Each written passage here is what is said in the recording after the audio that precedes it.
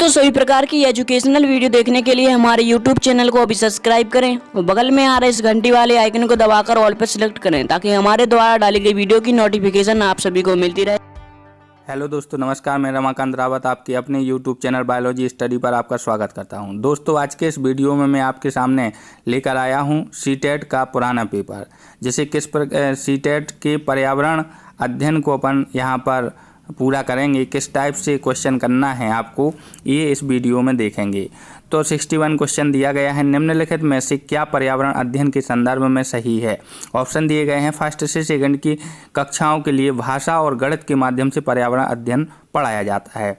दूसरा दिया है सेकंड, थर्ड और फोर्थ की कक्षाओं के लिए पर्यावरण अध्ययन से जुड़े मुद्दों को भाषा और गणित के माध्यम से पढ़ाया जाता है। और तीसरा दिया गया है फर्स्ट एवं सेकंड तक की कक्षाओं के लिए पर्यावरण अध्ययन से जुड़े मुद्दे विज्ञान और सामाजिक विज्ञान के द्वारा पढ़ाए जाते हैं। और चौथा जो ऑप्शन दिया गया है, पर्यावरण अध्ययन एक विषय है जो फर्स्ट से 5 तक की कक्षाओं को पढ़ाया जाता है। तो दोस्तों, आपको कौन सा इसका सही लग रहा है? तो दोस्तों, इसका जो राइट आंसर है वो है फर्स्ट से सेकंड की कक्षाओं के लिए भाषा और गणित के माध्यम से पर्यावरण अध्ययन पढ़ाया जाता है। तो राइट आंसर है इसका। दोस्तों, चलते हैं नेक्स्ट क्वेश्चन की ओर। नेक्स्ट क्वेश्चन है, बच्चों को पर्यावरण अध्ययन को सीखने के लिए खोजने के द्वारा पर्याप्त समय दिया जाता है। यह इंगित करता है कि बच्चों को खोज करने के लिए देंगे हम तो पर्यावरण अध्ययन सूचनाओं के द्वारा सीखा जाता है। पर्यावरण अध्ययन बाल केंद्रित है। पर्यावरण अध्ययन शिक्षक केंद्रित है। पर्यावरण अध्ययन याद करके सीखा जाता है। दोस्तों, जो पर्यावरण अध्ययन है वो ना तो सूचनाओं के द्वारा सीखा जा सकता है और पर्यावरण अध्ययन ना तो केवल शिक्षक पर डिपेंड करता है, केंद्रित नहीं है, और ना ही याद करके सीखा जा सकता है। तो जो पर्यावरण है ये करके सीखा जा सकता है और बालकों के द्वारा स्वयं पर्यावरण का अध्ययन किया जाता है, तो यह बाल केंद्रित है। इसका राइट ऑप्शन होगा सेकंड। दोस्तों, 63 क्वेश्चन है, पर्यावरण अध्ययन कक्षाओं 3rd से 5 के लिए एक विषय क्षेत्र है जो संकलित करता है। तो 3rd से मतलब 3री से 5वीं कक्षा के लिए जो पर्यावरण अध्ययन है वो तो एक पर्यावरण शिक्षा भी है, सामाजिक अध्ययन भी रहेगा उसमें, और उसमें विज्ञान की अवधारणाओं और मुद्दों को भी सम्मिलित किया जाएगा। दोस्तों, फर्स्ट सेकंड में ये अवधारणाएं सम्मिलित नहीं होती हैं, लेकिन 3rd से 5 में ये अवधारणाएं आ जाती हैं। तो इसमें जो तीनों ऑप्शन पर्यावरण शिक्षा, सामाजिक अध्ययन और विज्ञान की अवधारणाएं और मुद्दे तीनों आ जाएंगे। तो ऑप्शन इसका कौन सा रहेगा? राइट ऑप्शन वो रहेगा इसका फर्स्ट। चलते हैं दोस्तों अपने अगले 64 क्वेश्चन की ओर। और जो 64 क्वेश्चन है वो रहेगा 64 क्वेश्चन रहेगा, निम्नलिखित में से क्या पर्यावरण अध्ययन के शिक्षक के लिए वांछनीय गतिविधि है? तो जो पर्यावरण अध्ययन का जो शिक्षक है उसके लिए क्या करना चाहिए? तो दोस्तों, आप जानते हैं पर्यावरण अध्ययन की अवधारणाओं से संबंधित महत्वपूर्ण सूचनाओं को बच्चों को देने के लिए प्रेरित करना। तो महत्वपूर्ण सूचनाएं देना ही काफ़ी नहीं है इसके लिए। पर्यावरण अध्ययन के 6 प्रकरणों का रेखीय आयोजन करना, तो केवल 6 प्रकरण से संबंध भी नहीं है। पाठ्य पुस्तकों पर आश्रित रहना ये भी सही नहीं है। तो आप देखेंगे विभिन्न कक्षाओं के बहुसांस्कृतिक क्षेत्रों को संबोधित करना। ठीक है, ये इसका राइट ऑप्शन होगा। चलते हैं दोस्तों अगले प्रश्न की ओर। 65 जो क्वेश्चन है, निम्नलिखित में से क्या पर्यावरण अध्ययन में बच्चों के द्वारा ज्ञान की रचना में महत्वपूर्ण है? तो बच्चों का सक्रिय भाग लेना बिल्कुल सही है। बच्चों के समुदाय के सदस्य ये भी भाग लेते हैं पर्यावरण अध्ययन में, और पर्यावरण अध्ययन की पाठ्य पुस्तकें ये भी रहेंगी, लेकिन पाठ्य पुस्तक में दी गई व्याख्या और परिभाषा ये महत्वपूर्ण नहीं है। तो A, B, C ये तीनों इसका ऑप्शन रहेगा। दोस्तों, चलते हैं नेक्स्ट क्वेश्चन की ओर। नेक्स्ट क्वेश्चन है, निम्नलिखित में से कौन सा पर्यावरण अध्ययन पाठ्यक्रम के सुझावित प्रकरणों का उप प्रकरण है? तो भोजन है क्या, जानवर है, हम चीज़ें कैसे सीखते हैं, कैसे बनाते हैं, परिवार और मित्र। तो इसका जो राइट आंसर होगा वो होगा जानवर या एनिमल्स। ये पर्यावरण में महत्वपूर्ण भूमिका निभाते हैं। अगला जो नेक्स्ट क्वेश्चन है, पर्यावरण अध्ययन के शिक्षक के द्वारा बच्चों को जानवरों का अवलोकन और उनका चित्र बनाने को प्रेरित करने का उद्देश्य है क्या? तो जब बच्चों को जानवरों के चित्र का अवलोकन कराया जाता है, उनका चित्र बनवाया जाता है, जैसे हाथी का चित्र, शेर का चित्र या बकरी का चित्र बनाया जाता है, उनसे अवलोकन कराया जाता है, तो उससे क्या होगा? उससे एक तो बच्चों की सृजनात्मकता का विकास होगा, बच्चों की अवलोकन क्षमता और रचना कौशल का विकास होगा, और बच्चों का सौंदर्यगत संवेदना का भी विकास होगा। मतलब ए बी सी तीनों ऑप्शन ही इसके बिल्कुल करेक्ट हैं। दोस्तों चलते हैं नेक्स्ट क्वेश्चन की ओर। बच्चों को पर्यावरण अध्ययन सीखने में प्रभावशाली तरीके से जोड़ा जा सकता है, तो किसके द्वारा जोड़ा जा सकता है दोस्तों?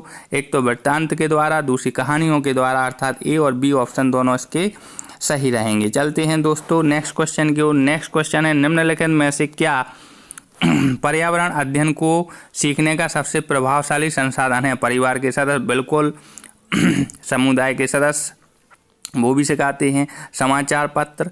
तो पर्यावरण अध्ययन को सीखने के लिए ये 3 महत्वपूर्ण हैं। अगर ये चारों ऑप्शन दिए होते तो चारों सही होता, लेकिन चूंकि 4 ऑप्शन नहीं दिए गए हैं, ए बी सी डी नहीं दिए गए हैं, 3 दिए गए हैं एक साथ, अर्थात ए बी सी ये तीनों सही रहेंगे।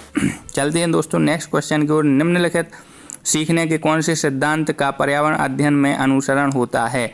तो पर्यावरण अध्ययन में जो अनुसरण होता है वो होता है ज्ञात से अज्ञात की ओर, ये अनुसरण किया जाता है। चलते हैं दोस्तों नेक्स्ट क्वेश्चन की ओर। जो नेक्स्ट क्वेश्चन है वो रहेगा, नेक्स्ट क्वेश्चन आएगा वो रहेगा, पर्यावरण अध्ययन में शिल्पकला और चित्रकला को समूह में करके सीखने पर बल दिया जाता है। क्योंकि यह तो जब हम समूह में सीखेंगे, समूह में सीखना सहपाठी द्वारा सीखने को प्रोत्साहित करता है, और समूह में सीखना कक्षा में सामाजिक अंतःक्रिया को भी बेहतर करता है।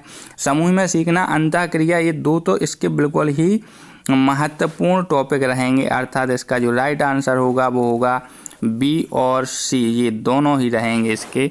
चलते हैं दोस्तों नेक्स्ट क्वेश्चन की ओर। नेक्स्ट क्वेश्चन इसका है, निम्नलिखित में से किसको पर्यावरण अध्ययन में बच्चों के आकलन में दूर करना चाहिए? तो देखो यहाँ पर आज हमने क्या सीखा, इस पर चर्चा बिल्कुल करना चाहिए। आकलन के संकेतकों का उपयोग करना चाहिए, बच्चों के सीखने के गुणात्मक उनका आकलन करना चाहिए, बच्चों के उत्तरों को सही या गलत में आंकना ये बिल्कुल सही नहीं है। दूर करना चाहिए, तो इसको दूर कर सकते हैं, तो इसका चौथा ऑप्शन सही रहेगा। चलते हैं दोस्तों नेक्स्ट क्वेश्चन की ओर।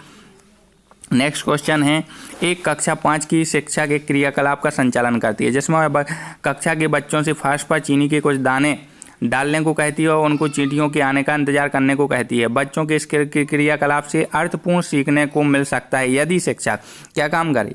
शिक्षक क्या काम करे? बच्चों को अपने अनुभव साझा करने को प्रेरित करे, बच्चों को क्रियाकलाप का अवलोकन, अनुभव तो साझा करने के लिए प्रेरित करे, लेकिन उससे बेस्ट ऑप्शन है बच्चों को क्रियाकलाप का अवलोकन करना, अनुभव साझा करना और उस पर चर्चा करने को प्रेरित करना। ये तीनों ही इस पर सही, तो जो ऑप्शन रहेगा वो इसका सेकंड हो जाएगा। चलते हैं दोस्तों नेक्स्ट क्वेश्चन की ओर। नेक्स्ट क्वेश्चन है, निम्नलिखित में से कौन सा पर्यावरण अध्ययन में सीखने का रचनात्मक आकलन का साधन नहीं है?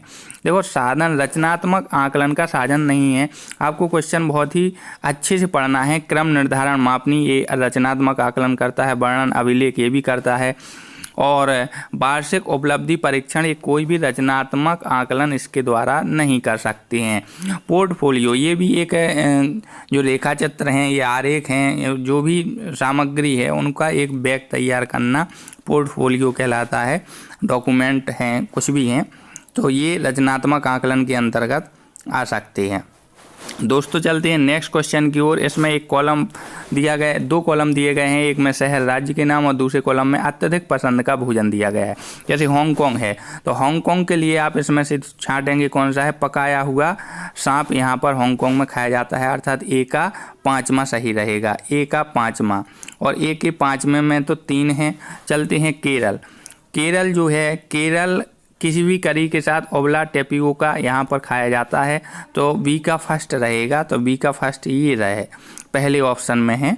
और कश्मीर देख लेते हैं, कश्मीर का सेकंड रहेगा सरसों के तेल में बनी मछली, ये कश्मीर में ज़्यादा अच्छा भोजन पसंद किया जाता है। और गोवा जो है, गोवा में चूँकि नारियल ज़्यादा होते हैं, गोवा में समुद्री इलाका है, तो नारियल के तेल में बनी समुद्र की मछली ये गोवा में, तो डी का 3rd ऑप्शन जो है वो सही रहेगा। तो ये थर्ड है, अर्थात इसका पहला जो ऑप्शन है ये मिलान कर रहा है। चलते हैं नेक्स्ट क्वेश्चन की ओर। नीचे दिए गए पक्षियों की कौन सी प्रजाति झटके से अपनी गर्दन को आगे पीछे करती है? तो दोस्तों कौवा, बसंत गौरी, मैना, उल्लू।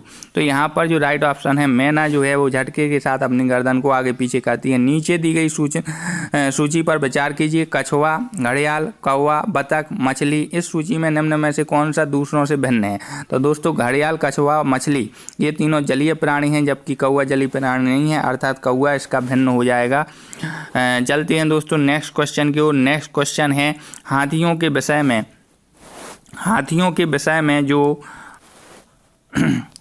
हाथियों के विषय में नीचे दिए गए कथनों पर विचार करना है। हाथी बहुत कम आराम करते हैं, एक दिन में केवल 2 से 4 घंटे सोते हैं, सही है। और इसके बाद देख लेते हैं एक बड़ा हाथी एक दिन में 200 किलोग्राम से अधिक पत्तियां और झाड़ियाँ खा लेता है, ये थोड़ा बेस्ट नहीं लग रहा है। और इन्हें पानी और कीचड़ में खेलना बहुत भाता है, इनके शरीर को ठंडक मिलती है, बिल्कुल सही है। किसी हाथियों के झुंड में सबसे बुजुर्ग हथनी ही सभी फैसले लेती है, ये भी बिल्कुल राइट है। तो यहाँ पर सी, डी और ए, सी, डी, ए मतलब ऑप्शन जो दूसरा रहेगा वो सही हो जाएगा। चलते हैं दोस्तों नेक्स्ट क्वेश्चन की। नेक्स्ट क्वेश्चन है घरों के नीचे दिए गए विवरणों पर विचार करना है। राजस्थान में गांव के लोग मिट्टी के घरों जिनकी छतें कटीली झाड़ियों की बनी होती हैं में रहते हैं, बिल्कुल सही है। मनाली हिमाचल प्रदेश में घर बांसों के खम्भों पर बनाए जाते हैं, ये सही नहीं है। लेह में पत्थर के 2 मंजिल घर बनाए जाते हैं, नीचे की मंजिल पर ज़रूरत का सामान और जानवरों को रखते हैं, ये भी सही। अर्थात ए और सी सही रहेगा। और ए और सी किस में दिए गए हैं? दूसरे ऑप्शन में, तो दूसरा ऑप्शन इसका राइट रहेगा। चलते हैं दोस्तों नेक्स्ट क्वेश्चन की। नेक्स्ट क्वेश्चन है जो निम्नलिखित में से कौन सा अंतर्राष्ट्रीय ख्याति प्राप्त वेट लिफ्टर है? तो पर्वतारोही बिछेंद्री पाल तो हो नहीं सकती हैं, सूर्यमणि और सुनीता विलियम्स ये भी नहीं है। तो जो वेट लिफ्टर है वो कर्णम मल्लेश्वरी हैं। दोस्तों चलते हैं नीचे दिया गया कौन सा एक समूह जड़ों का है? तो दोस्तों जड़ें देखना है अपन को। तीन ऑप्शन दिए गए हैं, तो जड़ें जो तीनों में जड़ें होंगी वो इसका सही आंसर होगा। गाजर जड़ है, हल्दी और अदरक यहाँ तना है, तो ये ठीक नहीं है। शकरकंद ये जड़ है, मूली जड़ है, लेकिन हल्दी तना है। गाजर, चुकंदर और मूली ये राइट ऑप्शन है, इसमें तीनों ही जड़ें हैं। गाजर भी जड़ है, चुकंदर भी जड़ है, मूली भी जड़ है, शलजम भी जड़ होती है। दोस्तों ये जड़ हैं। और जो आलू है, अदरक है, हल्दी है, ये तना के अंतर्गत आती हैं। तो आपको दोस्तों इसका सही आंसर देना है जो तीसरा रहेगा। चलते हैं दोस्तों नेक्स्ट क्वेश्चन की ओर। रेगिस्तानी ओक नाम का एक पेड़ है जो पाया जाता है, तो रेगिस्तानी ओक सबसे ज़्यादा ऑस्ट्रेलिया में पाया जाता है। दोस्तों चलते हैं नेक्स्ट क्वेश्चन की ओर चलते हैं। कोई व्यक्ति 29 नवंबर 2019 को एक एक्सप्रेस ट्रेन में सूरत, गुजरात से नागरकोइल, केरल जाने के लिए बैठा है। यह ट्रेन सूरत से 19:45 पर चली और 1 दिसंबर 2019 को 11:45 बजे नागरकोइल पहुंची। यदि सूरत से नागरकोइल के बीच ट्रेन मार्ग की दूरी 2120 किलोमीटर है तो इस यात्रा में ट्रेन की औसत चाल निकाल लें। दोस्तों चाल बराबर दूरी बटे समय लगाएंगे, तो यहाँ पर आप देख सकते हैं जो दूरी है वो कितनी दी गई है, 2120 ये दूरी है। और समय कितना लग रहा है, तो समय का भाग दे देंगे जिससे कि चाल निकल आएगी। तो समय लग रहा है 19:45 से 11:45 तक लगभग 40 जो है घंटे वो लग रहे हैं। 1 0 से 1 0 काट देंगे और 4 का भाग 212 में दे लेते हैं। 4 पंचे 20 तो 5 आ गया, 1 बचा, 4 × 12 अर्थात 53 किलोमीटर प्रति घंटा उसकी औसत चाल होगी। दोस्तों चलते हैं नेक्स्ट क्वेश्चन की ओर। नेक्स्ट क्वेश्चन है भारत की आज़ादी से पहले महात्मा गांधी ने जिस दांडी के समुद्र तट तक अपनी प्रसिद्ध यात्रा की थी वह भारत के नीचे दिए गए किस राज्य में स्थित है? दोस्तों जो ये आ जाएगा प्रसिद्ध यात्रा जो दांडी प्रारंभ की थी वो गुजरात से की थी। उच्च ज्वर, तेज बुखार के साथ कपकपी जिसका उपचार सिनकोना पेड़ की छाल से किया जा सकता है वह कौन है? सिनकोना से दोस्तों कोनेन नामक औषधि बनाई जाती है और कोनेन जो औषधि है उसका उपयोग मलेरिया रोग के उपचार में किया जाता है। दोस्तों इसका राइट आंसर होगा जो होगा वो है मलेरिया। दोस्तों चलते हैं नेक्स्ट क्वेश्चन की ओर। नेपेंथीज मतलब कलश पादप एक पौधा है जो शिकार करता है। और के विषय में नीचे दिए कथनों पर। यह दोस्तों इसका जो है यह पौधा ऑस्ट्रेलिया में, इंडोनेशिया में, भारत के मेघालय क्षेत्रों में बहुत ही ज़्यादा पाया जाता है। और दोस्तों इसका आकार घड़े जैसा होता है और इसमें जो मुँह है पत्ती से ढका रहता है। दोस्तों कलश पादप निफेंथीज का इस टाइप से होता है। कीट यहाँ पर आते हैं, इस कलश में गिर जाते हैं, यहाँ पर इन कीटों का भक्षण कर लिया जाता है, इनका पाचन कर लिया जाता है। दोस्तों यहाँ पर देखना है तीसरा जो इसका ऑप्शन दिया गया है, यह केवल छोटे कीड़े मकोड़ों को फंसाकर उनका शिकार करता है। ऐसा नहीं है दोस्तों, इसकी पत्तियाँ हरी होती हैं, प्रकाश संश्लेषण करके भी भोजन बना सकते हैं, कीटों पर आश्रित नहीं है। केवल ये कीटों का भक्षण नाइट्रोजन की पूर्ति के लिए करते हैं। दोस्तों यह छोटे कीड़े मकोड़ों को खींचने के लिए मुँह का आवाज़ निकालते हैं, बिल्कुल नहीं, आवाज़ नहीं निकालते हैं, जबकि इनकी जो कलश का जो ढक्कन है वहाँ पर कुछ रस टाइप की संरचना निकलती है, उसी रस से आकर्षित होते हैं कीट। तो दोस्तों आवाज़ नहीं निकालते हैं, तो ये भी ऑप्शन सही नहीं है। अर्थात जो ऑप्शन है वो ए और बी जो ऑप्शन है वो इसका बेस्ट है। अर्थात जो चौथा क्वेश्चन में केवल ए और बी दिया गया है, अर्थात ये ऑस्ट्रेलिया, इंडोनेशिया, भारत के मेघालय में पाया जाता है, घड़े जैसा होता है, मुँह पत्ती से ढका होता है, ये इसका सही आंसर है।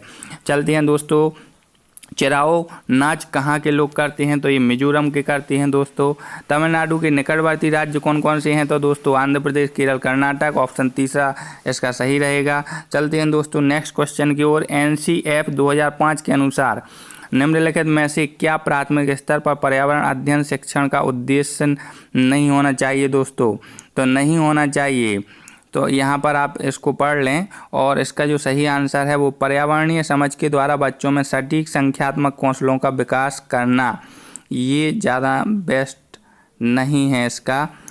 चलते हैं दोस्तों इस पर्यावरण अध्ययन के लास्ट क्वेश्चन की ओर चलते हैं। दोस्तों लास्ट इसका जो प्रश्न है, किसी डॉक्टर का घर X पर स्थित है, तो दोस्तों हम यहाँ मान लेते हैं ये X पर स्थित है और इसका अस्पताल Y पर स्थित है। डॉक्टर के घर से अस्पताल जाने की सीधी सड़क नहीं आता, डॉक्टर पहले A पर जाता है जो X के ठीक पूर्व में है। दोस्तों पहले अपन देख लेते हैं, यहाँ पर देख लेते हैं, ये ईस्ट है और इस तरफ ईस्ट वेस्ट है, ये नॉर्थ है और ये दोस्तों साउथ होता है। तो यहाँ पर ये X पर खड़ा है अगर ये, तो इस तरफ जाएगा ईस्ट की तरफ 600 मीटर की दूरी पर। फिर वो B की ओर जाता है जो A से दक्षिण में है, दक्षिण में जाएंगे दोस्तों और वो लगभग 450 मीटर है, तो ये 450 मीटर दी गई है दक्षिण की तरफ, साउथ की तरफ। फिर C पर जाता है जो B के ठीक पश्चिम में है, पश्चिम इस तरफ जाएंगे 120 है और अंत में Y पर अपने अस्पताल पहुंचते हैं जो C के ठीक उत्तर में 90 की दूरी, उत्तर, अब यहाँ से उत्तर की तरफ जाएंगे 90 की दूरी पर, अर्थात यहाँ उसका अस्पताल है Y है। अब आप देखें अस्पताल के सापेक्ष डॉक्टर के घर की सही दिशा क्या है। दोस्तों ये अस्पताल है और ये उसका घर है, तो यहाँ से इस तरफ ये दिशा बन रही है और दोस्तों इस तरफ जो दिशा है ये नॉर्थ है और ये वेस्ट है, मतलब उत्तर है और पश्चिम है। उत्तर पश्चिम के बीच में इसका जो अस्पताल के सापेक्ष घर है वो आ रहा है उत्तर पश्चिम में, अर्थात इसका जो सही ऑप्शन होगा वो होगा उत्तर पश्चिम में। दोस्तों ये थे कुछ पर्यावरण अध्ययन के 30 महत्वपूर्ण प्रश्न जो सीटेट में पूछे गए हैं। दोस्तों इसी प्रकार आपसे क्वेश्चन पूछे जाते हैं, आपको ध्यानपूर्वक पूरा करना है। और आपको अगर हमारा वीडियो पसंद आया हो तो आप इसको सब्सक्राइब करें और दोस्तों को शेयर करें। धन्यवाद।